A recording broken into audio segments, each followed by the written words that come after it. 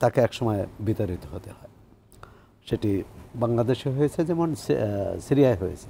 তবে সিরিয়ার ঘটনাটা একটু আলাদা এই কারণে, বাংলাদেশের ঘটনা কিন্তু একেবারেই অভ্যন্তরীণ।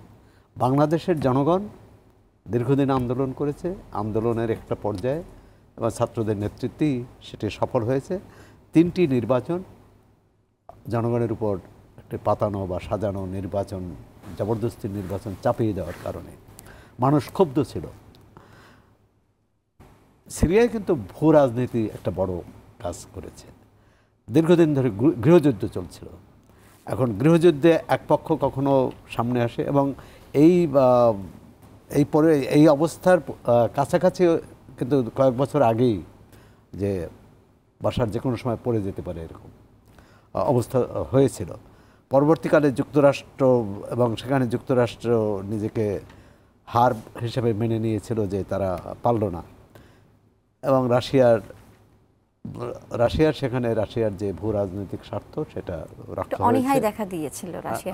পরবর্তীকালে রাশিয়ার যখন ইউক্রেন যুদ্ধে জড়িয়ে পড়ল, তখন মানে সিরিয়া থেকে উৎসাহ হারিয়ে ফেলল। এখানে আরেকটি বিপদের কথা, সেটা হচ্ছে যে এই বিদ্রোহীদের সঙ্গে ইসরায়েলের সম্পর্ক কী।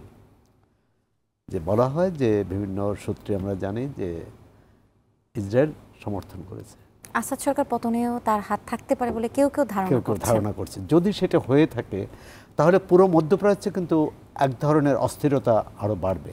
দ্বিতীয়ত হচ্ছে এই ঘটনায় এর পিছনে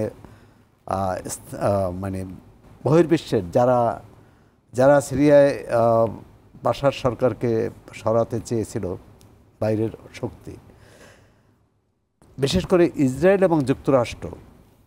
ইসরায়েল যে গণহত্যা চালিয়েছে 1 বছরের বেশি সময় ধরে গাজা, পশ্চিম তীর এবং সর্বশেষ লেবাননে, এটা কিন্তু পিছনে পড়ে গেল। সুতরাং একটা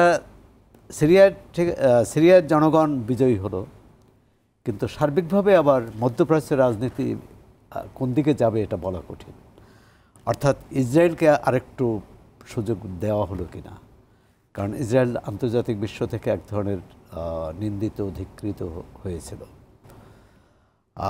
বাংলাদেশের ঘটনাটা কিন্তু আমি মনে করি যে এখানে বাইরের শক্তির এরকম প্রভাব প্রতিপত্তি নেই।